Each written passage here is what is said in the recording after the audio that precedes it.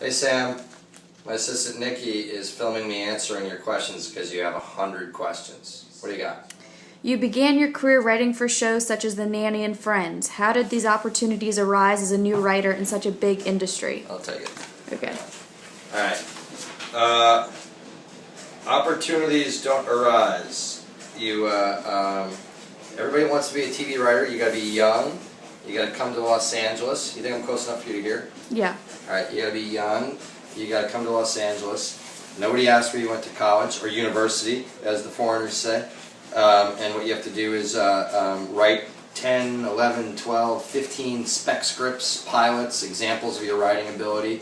And there's no possible chance you have in hell of selling them, but you use them to try and get an agent or representation, because the only way to get a job is to have an agent. So everybody thinks they come to Hollywood to sell a TV script. They don't. They come to Hollywood to try and get a young talent agent that believes in their ability. Okay? You gotta close the door because it's noisy. It's okay. What challenges did I push through to get to be noticed as a good writer? Getting representation is so hard because they all have thousands and thousands of people trying to become their clients every day. So you have to find ways to reach them and get them to read your stuff. There seems to be a real monopoly on certain shows from Harvard Lampoon people, like Conan O'Brien, Saturday Night Live, and stuff like that. And I didn't go to one of the fancy pants schools, so it was hard to get in. How did these initial writing roles influence you to write my successful shows, Spin City, Scrubs, and Cougar Town? Thanks for calling Cougar Town successful.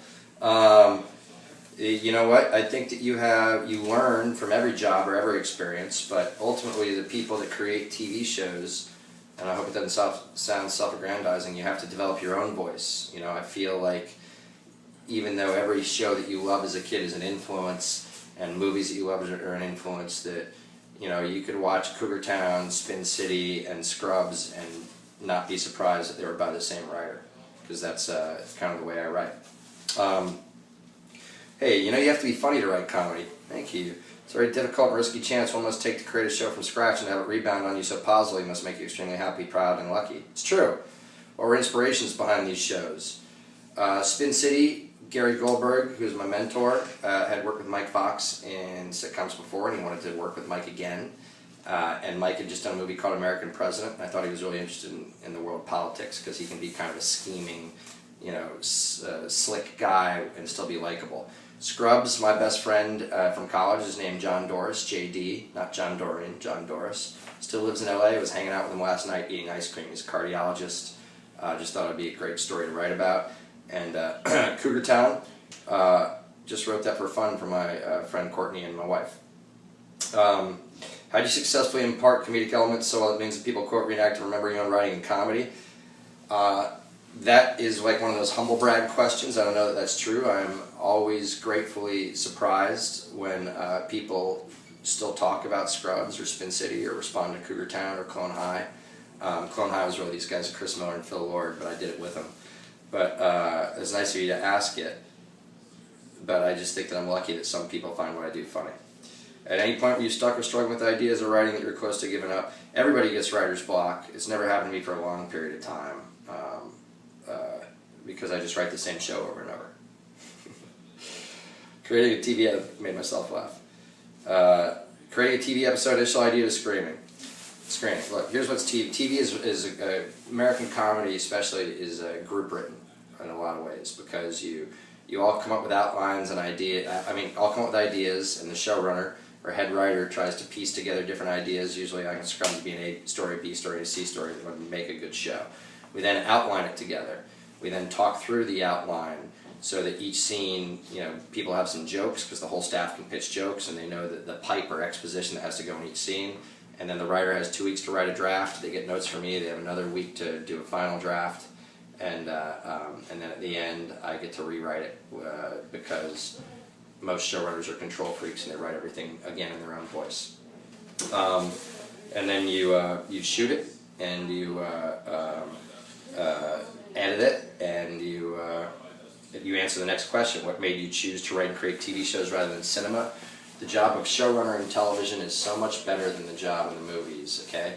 Unless you're Martin Scorsese or Steven Spielberg, you have no power in the movies whatsoever. Showrunners in TV cast the show, they're the head writer, they direct when they want, They tell the directors what to do when they don't direct and are in charge of the directors. You get final cut, you pick the music, you hire catering, you work with your friends. It's the ultimate fun job. And since most big comedy movies now involve people wearing wigs and pretending to be their own sister and stuff, I think there's better comedy on TV, and a lot of times better drama on TV too. Big budget movies, I'll do a movie someday, but I try to do one once as a horrible experience. Do you believe undertaking writing and pursuing it as your career has been the right choice in life? Yeah, for me it's the only choice. I wasn't really good at anything else. Mike Fox used to say something to people that wanted to be actors or writers, and he used to say, if you can imagine yourself doing anything else in the world, go do it. Because the only people that succeed out here are the ones that can't picture themselves doing anything else. The opposite thing I'll say is that the economy sucks so much now, there's no better time to be a struggling artist, because there's struggling accountants and struggling attorneys too. If I could go back to being a new writer, would there be anything you would change or do differently? I wouldn't take more chances. I would be more respectful to the people I worked for, because I think it's as young writers, we're arrogant and it's very quick to judge other stuff as not being cool. And I always, any show like Family Matters when I was a kid, I looked down my nose. Is that right? How you say it? Yeah. At it, and but millions upon millions of people liked it. So any show that finds an audience is truly worthwhile.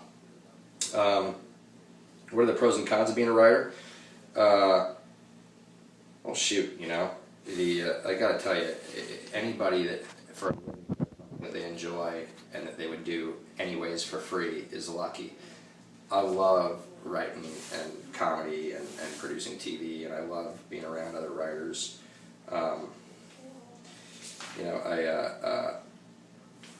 I can't believe that I'm so lucky that I get paid to do this. So there are no cons, and you have my permission. If any TV writer that makes tons of money writing jokes for a living whines about it, you have my permission to slap them. Okay? Sam, if there's anything else I'd like to talk about? No. Sam, I hope Cougar Town stays on the air. You're welcome for giving me the opportunity to ask these questions. I am really busy, but I tweet because I believe social media is the next wave of entertainment. I believe TV writers are going to be able to brand themselves so that hopefully fans will go to watch shows based on the writers, not just based on the actors. Future possibilities for internships with you and your company. It's tough in Australia because,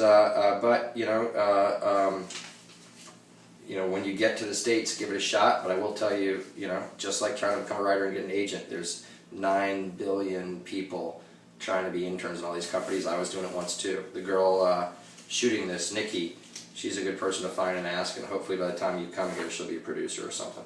Okay? That's it. Thank you so much. See ya.